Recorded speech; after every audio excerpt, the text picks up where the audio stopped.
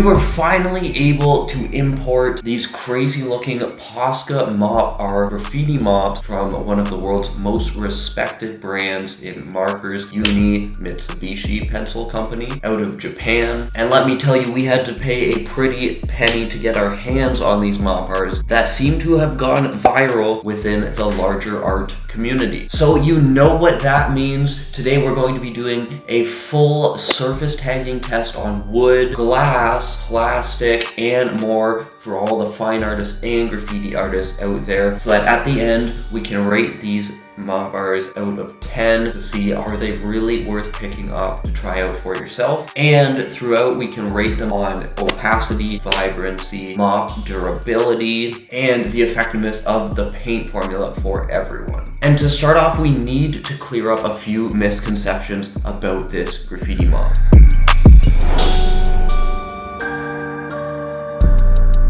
Firstly, despite all the attention that this mop has gotten, it is a graffiti mop.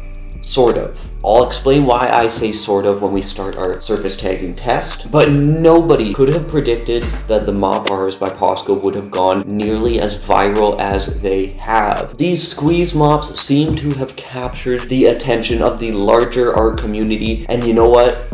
I don't know why. Even channels that have absolutely nothing to do with graffiti of any kind or tagging are posting videos about the Mop'rs here that are getting up to 92 million views, showcasing just the basics on how this mop works. And it wasn't like Posca tried to market these towards the larger art community necessarily. Even their marketing features a graffiti artist doing tag style type work on a wall.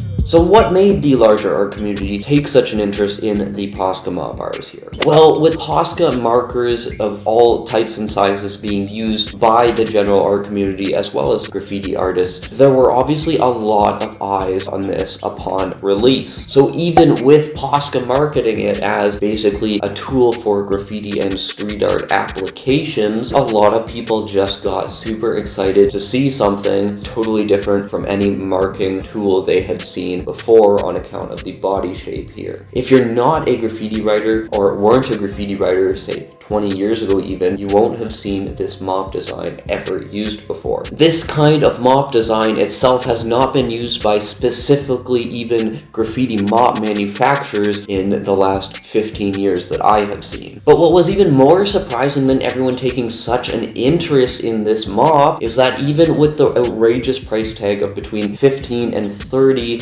US dollars per Mop'r, people still seem to be eager to pick this up and try it out. Me personally, being in Canada, after import taxes, I was paying close to $40 each. So yes, this is another video that I in fact will never make my money back on. It is purely just for you guys. And just so everyone knows, I put a link in the description to the cheapest single Mop'rs as well as the packs that come with all 8 of the Mop'r colors you can get for a little bit cheaper to save you guys some money in case you do want to pick them out and try them out for yourself.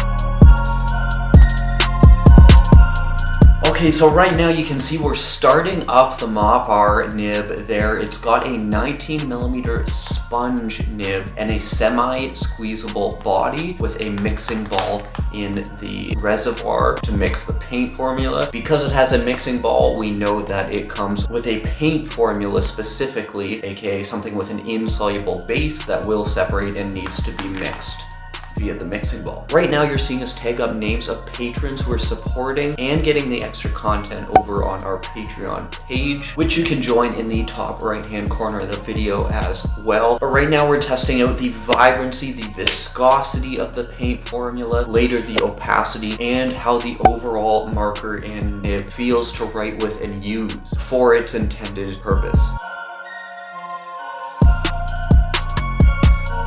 But why I'm saying sort of is because of the paint formula. This is a water-based paint formula. To be clear, water-based paint formulae tend to go well with other media and tend to work really well in combination with other media, but they also tend to lack permanence. And graffiti writers and artists are all about permanence. And to start off, what we're going to talk about first, just because it's the most obvious, I guess, just from you can see it, I can see it, the viscosity. This thing has what we call here on the channel DRIPABILITY for days. That's a characteristic that's very common with water-based paint formulae as well. That's no different when you're tagging on a smooth surface or a non-absorbent surface. The opposite can be said for when you're using water-based formulae on something that's slightly absorbent, like we did on that unfinished particle board. We did a shout out to Dense, a subscriber on the channel. That just got ate up right away by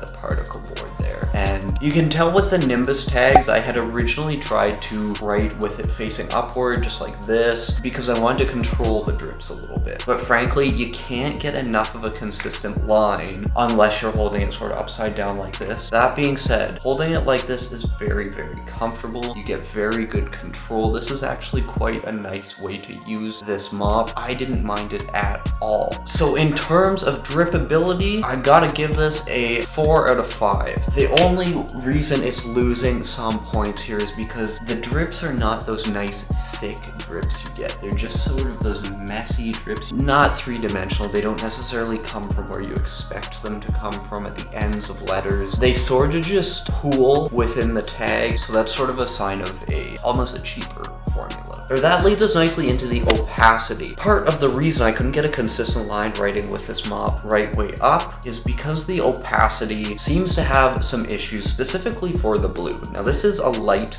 blue, but I'm going to wait to give you a final verdict on the opacity till you guys have seen the tags with the white Mop'r, because that tells a different story here. That being said, the vibrancy, these are very, very vibrant colors. It's sort of hard to tell on the white polyplastic background just because this light blue is light enough that it doesn't necessarily contrast all that well with the white, but seeing on that sort of finished wood surface, these are very vibrant colors, and that goes for the white too. You'll see that when we get into the tags with the black background. And that is something I was very impressed with. I do have to give this, in terms of vibrancy, 5 out of 5. But what I want to spend a bit more time talking about, because this is important no matter what tool you're using, no matter what kind of graffiti, anything you're doing in art, you have to be comfortable using your tools. How comfortable is the Mop'r to write with? Because I know a lot of people watching this have never used anything this shape before. Now to start off, this is just a semi-squeezable marker. Now I always opt for more squeezable rather than less because you have a higher degree of control, in the same way that if you turn your mouse sensitivity up on a computer. So the mop feels very comfortable. One thing I do have to say, these come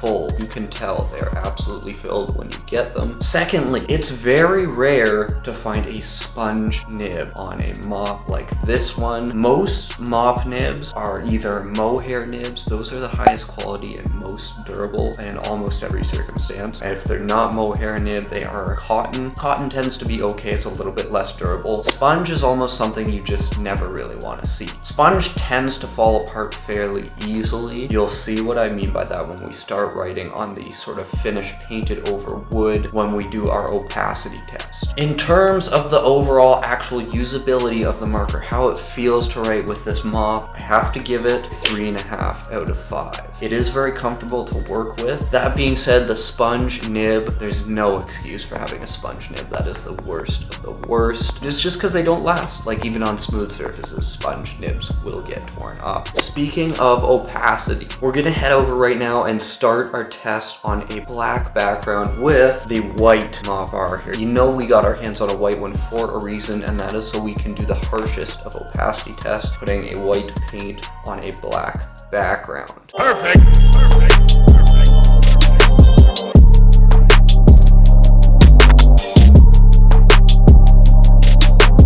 Now, quite frankly, after seeing sort of the opacity and consistency issues with the blue Mop'r, I didn't have high hopes for the white, but I was incredibly surprised at just how vibrant and opaque the white Mop'r tags came out. You can see the lines are full, they're consistent. I think part of it has to do with that surface being not exactly finished. These finished surfaces, you tend to get streaks very, very easily. So if there is any weaknesses in a formula, it really, really highlights that. But on that black painted wood, very nice, consistent lines, vibrant beyond belief.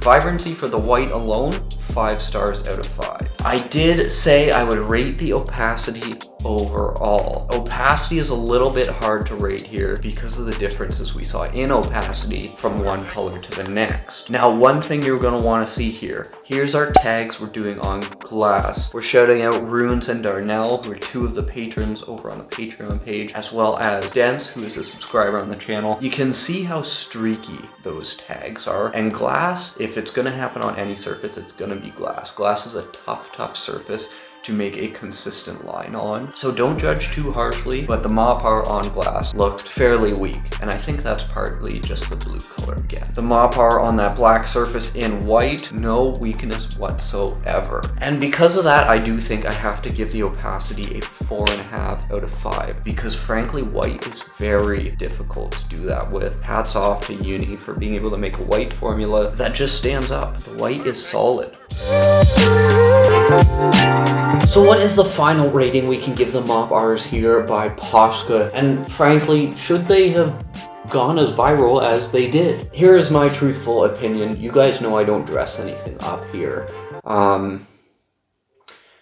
This is an interesting mop. From a usability standpoint, it's a really fun mop. The design is actually a lot more intuitive than it might first appear. It's super fun to use. If you just want to try out a mop that's new, I would recommend picking one up to try out for yourself. That being said, this is still a graffiti mop. It is mainly for generating those old school graffiti tags, just like when mops were first introduced. So no, I don't think this mop should be going as viral as it has been. It is what it is though. As an overall rating, I would give this a 7 out of 10. You can have a lot of fun with this. If you do want to check out a much more polished product made by the same company, Uni, it's one of their top markers that they have made on account of a sick formula they use. You can check the video out in the corner now. That one is truly a tagging gem. I hope to see you over there soon. Thank you to the patrons as usual for all your support. You can check the Patreon out as well in the corner there. I'll see you in that video over there soon.